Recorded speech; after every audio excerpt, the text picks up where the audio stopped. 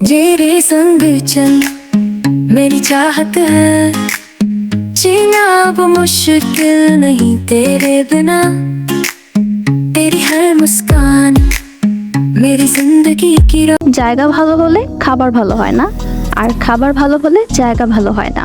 এই কমন দুইটা প্রবলেম যেন একদম ওতপ্রোতভাবে আমাদের সাথে জড়িত, রাইট? আমার ক্ষেত্রেও কিন্তু অনেক সময় এই জিনিসটাই হয়।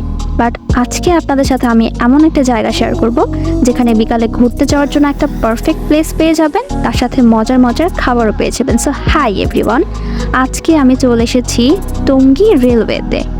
উত্তরা অথবা টঙ্গীবাসী যারা আছেন অথবা গাজীপুরবাসী যারা আছেন, ম্যাক্সিমাম মানুষ কিন্তু বিকালবেলাটা বেছে নেয় এই জায়গাটাতে ঘোরার জন্য, কারণ আমাদের কিন্তু ঘোরার জায়গার খুব অভাব।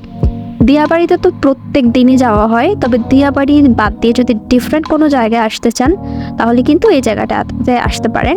যেহেতু রেল লাইন, দুই পাশেই লেকের মতো পাবেন, রেল লাইনের একটা ভিউ পাবেন।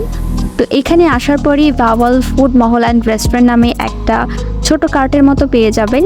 এটা একদমই লেকের মধ্যে অবস্থিত। দেখতে আমার কাছে ভালোই লাগলো, বেশ ছোটোখাটো জায়গার মধ্যে ইউনিক ডেকোরেশন করেছে, সিম্পল কোজি একটা দোলনা ছিল। সব মিলিয়ে কিন্তু আমার কাছে জায়গা, ডেকোরেশন সব কিছুই ভালো লেগেছে। উপরেও ওনাদের একটা বসার স্পেস আছে, সো আপনারা ওখানেও বসতে পারেন। এটা হচ্ছে আমাদের মেনু।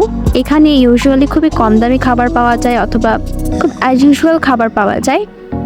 বাইরেও অনেকগুলো ফুচকা চটপটির দোকান আছে, সো আমি চিন্তা করলাম যে এখান থেকে একটু ট্রাই করা যাক। আর এখানে বসে কিন্তু আপনারা একদম ট্রেন জার্নিটাও দেখতে পারবেন। খাবেন আর কিছুক্ষণ পরপরই কিন্তু ট্রেন যাবে। আমরা একদম সন্ধ্যার সময় গিয়েছিলাম, সো তখন লাইটগুলো অন করে দিয়েছিল এবং এখানে বসে কিন্তু আপনি সানসেট এনজয় করতে পারবেন। এখান থেকে আমরা নিয়েছিলাম ওনাদের চাউমিন। এটা ছিল ভেজিটেবল চাউমিন, 120 টাকা প্লেট। এটার টেস্ট আমি চিন্তা করেছিলাম যে এখানে আর কি বা এমন হবে, ভালো হওয়ার কথা না, বাট সারপ্রাইজিংলি এখানকার টেস্ট অনেক ভালো ছিল। আর এটা ছিল ওনাদের থাই স্যুপ, মেবি 120 টাকা অথবা 150 টাকা, আমি ভুলে গেছি।